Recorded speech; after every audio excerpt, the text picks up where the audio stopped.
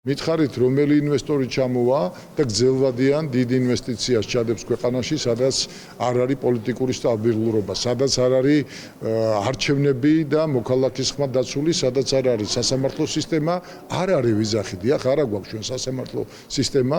ეს განცხადება საქართველოს ევროკავშირის ბიზნეს ასოციაციის ხელმძღვანელმა დღევანდელი საგანგებო შეხვედრის შემდეგ გააკეთა. ბიზნესი გაკოტრების ზღვარზეა, მხოლოდ იმიტომ, რომ ქართულმა ოცნებამ ევროინტეგრაცია გააჩერა. ქვეყანაში, სადაც დიქტატურა ფორმდება და დამოუკიდებელი სასამართლო არ არსებობს, არც ფულის ჩადება უნდა უცხოელს და არც ბიზნესის დაწყება. მას შემდეგ, რაც ქართულმა ოცნებამ ევროკავშირში გაწევრიანების პროცესი გააჩერა, ევროპულ კომპანიებს საქართველოში შემოსვლა აღარ უნდათ. თუ შენ სტაბილურობა არ შეთავაზე უცხოელ ინვესტორს, ჩათვალეთ, რომ არაფერი არ გრჩება განსაკუთრებული ისეთი, რითიც შენ ხარ მიმზიდველი მისთვის. ამიტომ ეს არის პირველ რიგში სტაბილურობა, იმიტომ რომ როგორც უცხოელი ინვესტორის, ისევე ადგილობრივი ბიზნესმენის, ქართველი ბიზნესმენის, თქვათ, რეინვესტიცია, იგივე ჩადებული თანხა უნდა იყოს დაცული და სტაბილური. ეს არის რაღაც დაუწერელი კანონი. რა კრიზისი მოუტანა ქართული ოცნების პრორუსულმა პოლიტიკამ ბიზნეს დღეს ამ თემაზე სალაპარაკოდ ბიზნესმენები შეიკრიბნენ. ყველა თანხმდება, რომ ქართული ოცნების გადაწყვეტილებამ ინვესტორები დააფრთხო. ოცნებას ბიზნესმენები ეუბნებიან, რომ ევროპულ ბაზარს ალტერნატივა არ აქვს არც ჩინეთში და არც რომელიმე ქვეყანაში.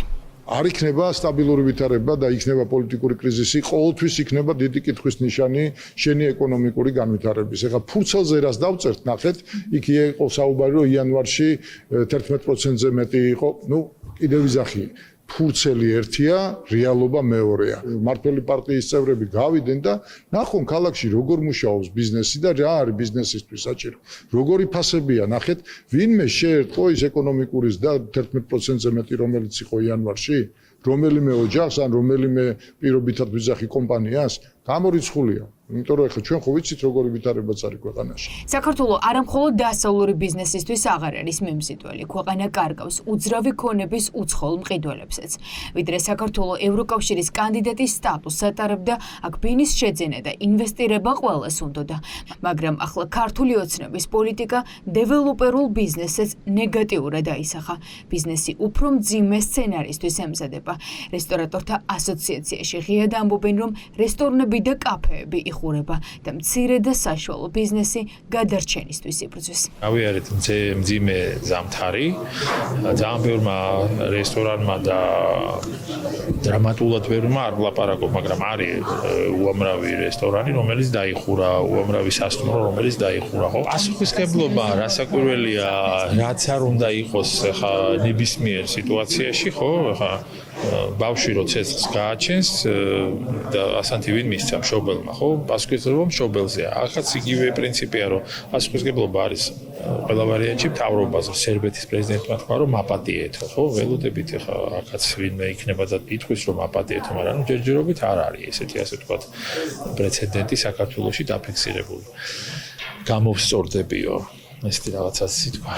არ ვიცი, ველოდებით გამოსწორებას. 2024 წლის 28 ნოემბრის შემდეგ, რაც ქართულმა ოცნებამ ევროინტეგრაციის პროცესი გააჩერა, დასავლური კომპანიების თვალში საქართველოს ნდობა დაკარგა. ახალ ინვესტიციებზე საუბარი ზედმეტია. ევროპული კომპანიები არათუ ახალ ინვესტიციებს არდებენ პროექტებში, ქვეყნიდან გასვლასაც გეგმავენ. ერთ-ერთი წყვილ ევროპულ კომპანიასთან ერთადაც ესეთი ახლო ურთიერთობა გვაქვს. ქონდა დაგეგმილი ერთობლივი ინვესტიცია, რომელიც საწყარო დაპაუზდა გასული წლის დეკემბერში ამ სიტუაციებიდან გამომდინარე. სამწუხაროდ ჯერჯერობით ესეთი მოცემულობა. ეს ევროპული კომპანიები, ევროპული ინვესტიციები ჩვენთან არ შემოვიდა, მარტო ფული არ არის, როგორც წერან აღნიშნეთ, ცოდნა მოყვება, რაც თავარია. ჩვენ გადავიქცევით უფრო სხვა ტიპის ბიზნესებად, რომლებიც რაღაცნაირად ვახერხებთ, რომ ფული გამოვიმუშაოთ ბრჭყალებში. ოცნების რუსული რეჟიმი ევროპულ ბაზარს რუსული და ჩინური ბაზრით ანაცვლებს, თუმცა ევროპულ ბაზარს ალტერნატივა არ აქვს.